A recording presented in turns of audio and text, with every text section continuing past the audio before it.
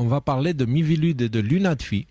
C'est un autre scandale que la presse mainstream, zéro, rien, nul, nada.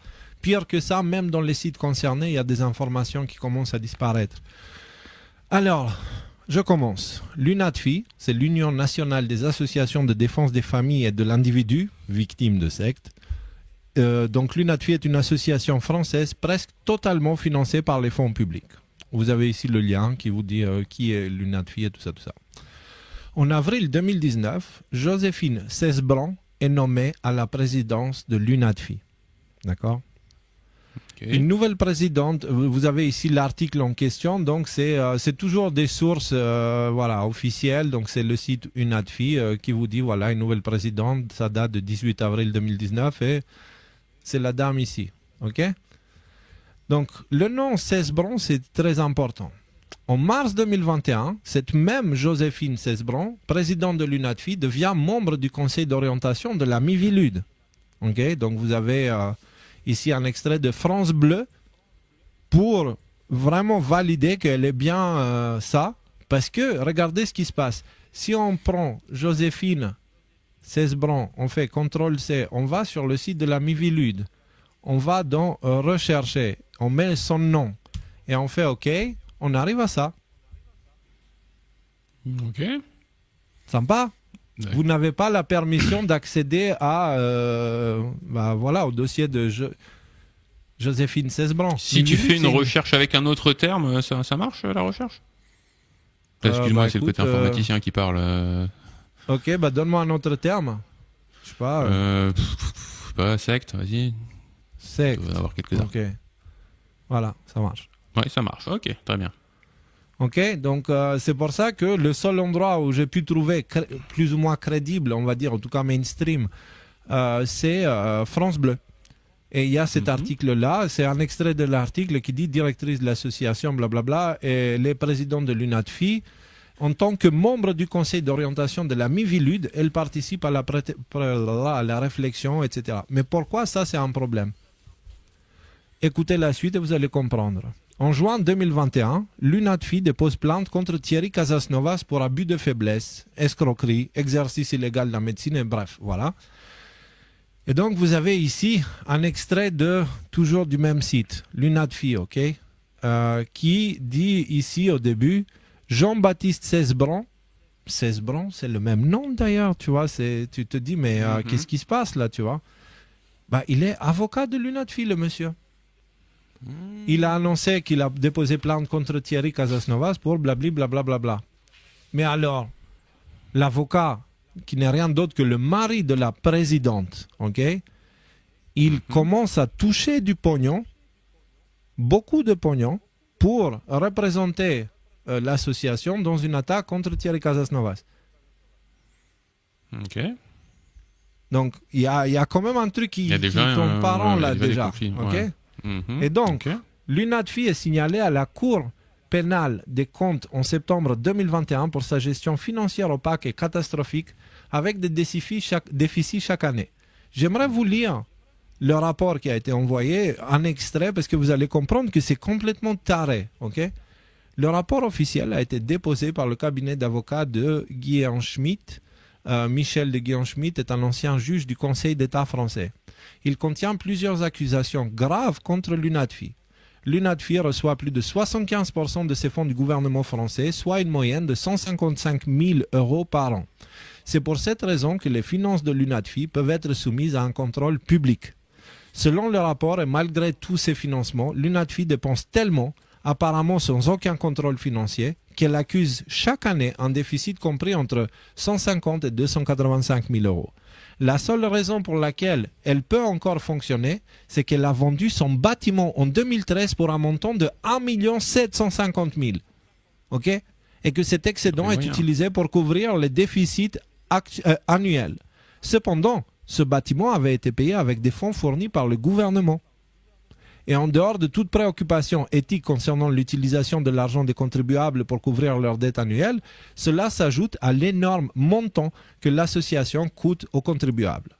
Le rapport souligne qu'en plus de la mauvaise gestion financière, un autre problème découle du fait que l'activité réelle de l'UNADFI, utilisant des fonds publics, ne peut être quantifiée correctement et semble être très faible par rapport aux coûts impliqués.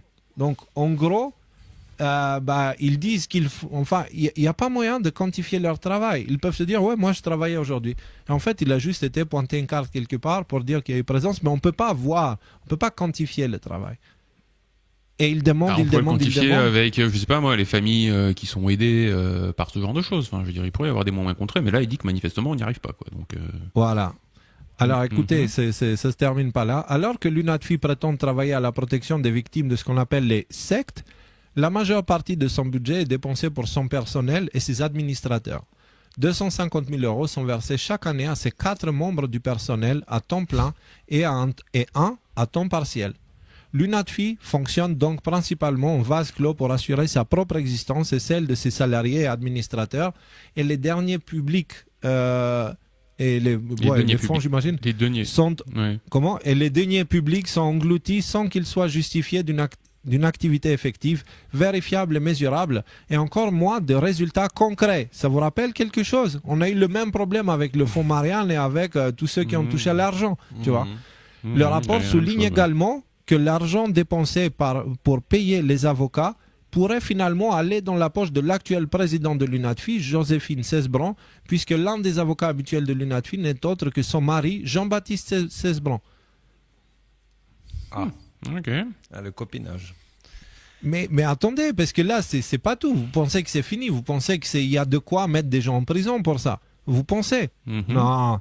Donc il y a la plainte qui est faite en septembre 2021. Un mois plus tard, l'association obtient plus de 260 000 € de subventions de la part de Miviludes. Oui, il y a déjà la même Miviludes où elle est en conseil d'orientation. Donc la Miviludes décide où vont aller les fonds. Ok ? Cette dame, elle est dans le conseil d'orientation. Elle dit, les gars, si vous les envoyez du côté de chez moi. Ouais. C'est pas mal ça. Tout ça. Soit la plus c'est la plus grosse subvention attribuée par la Miviludes pour un appel à un projet en 2021. Qu'ont-ils fait avec cet argent ? Qu'en est-il du reste du budget d'1 million d'euros de la Miviludes ? Donc vous avez ici le rapport parce que c'est pareil, pour trouver des sources sur ça, il fallait creuser. Et il n'y a pas forcément toujours les chiffres, mais j'ai trouvé quand même ce passage-là, qui vient du site de l'UNADFI, ok ? Donc, c'est quel moment ? Voilà. En renforçant ses moyens humains et financiers, la Miviludes participe activement. Tu peux mettre l'autre plan, Thierry, si tu veux. Comme ça, c'est plus grand. Voilà. En renforçant ses moyens humains et financiers, la Miviludes participe activement à la coordination des programmes pour lutter contre des mouvements dangereux. On atteste son appel à projet d'1 million d'euros destinés à des associations et organismes visant à accompagner les victimes, blablabla, qui, en fait, au final, ça sert à attaquer une ou deux personnes à travers lesquelles c'est le mari de la présidente de l'UNADFI qui profite, tu vois. Enfin, vous me suivez jusqu'à là, j'ai pas envie de... c'est clair, non, c'est très clair. En gros, si j'ai bien compris, il y a une petite mafia qui se partage de l'argent et qui est détournée et qui est utilisée par l'État, notamment pour aller emmerder des gens comme Thierry Casasnovas, qui sont des ennemis publics et qu'il faut bien emmerder d'un moyen. Tout en se mettant de l'argent dans les poches, c'est-à-dire que c'est les mêmes qui décident. Voilà, ils se payent eux-mêmes avec l'argent du contribuable pour aller attaquer des gens, pour aller en fait détruire la liberté d'expression. Aussi simple que ça. Ça, c'est un scandale gigantesque. Le fonds marin à côté, c'est un pet de mouche. C'est rien. Ça, c'est très grave. Parce que là, on ne parle pas des trucs comme Conspiracy Watch. C'est l'UNADFI, c'est censé être officiel et financé officiellement par l'État. Et c'est corrompu jusqu'à l'os. Donc, rappelons que la présidente de l'UNADFI, Joséphine Cesbron, siège également au conseil d'orientation de la Miviludes. Donc c'est elle qui décide aussi, elle fait partie de ceux qui vont partir les dons, quoi. Ouais, donc c'est les dons. Non, mais tu as utilisé le bon terme. Ton lapsus c'était parfait. C'était des dons, parce que c'est des dons qui vont vers ces gens-là. Joséphine Cesbron semble démissionner après qu'un rapport à la Cour des comptes a été signalé dans le magazine Les Jours le 4 mai 2023. À part eux, aucune presse n'en parle. Donc, la première fois on a entendu cette histoire publiquement, c'était à travers ce magazine, dans cet article-là du 4 mai 2023. D'accord ? Fonds Marianne, les conspires lui disent merci. Et en fait, ils sont allés creuser un petit peu plus en profondeur. L'article est payant, mais ils ont 10 jours gratuits. Si vous voulez, vous pouvez vous inscrire pour avoir accès à l'article. Vous allez halluciner. Vous allez halluciner s'il y a de quoi péter un plomb. Parce que ce sont ceux-là, en plus, qui derrière, ils créent des institutions genre Stop Hate Money et tout ça, tout ça. C'est du foutage de gueule à grande échelle. Alors, on apprend que Catherine Katz est élue à ce poste, donc au poste de la directrice de l'UNADFI, mais rien concernant son prédécesseur. Donc c'est pareil, là j'ai dû creuser un peu pour trouver, là il y a écrit « Magistrate, Catherine Katz a été juge d'instruction à Tarbes, présidente de la Cour d'assises de Paris, mais aussi durant 3 ans, la secrétaire générale de la Miviludes. Vous vous foutez de nos gueules en fait, c'est pas possible. Vous allez pas bien en fait dans la tête. Ils les refont le même coup. Ils mettent quelqu'un de la Mivilude dans le truc de l'UNADFI. C'est super les gars, bravo. Il y a aucun scandale là.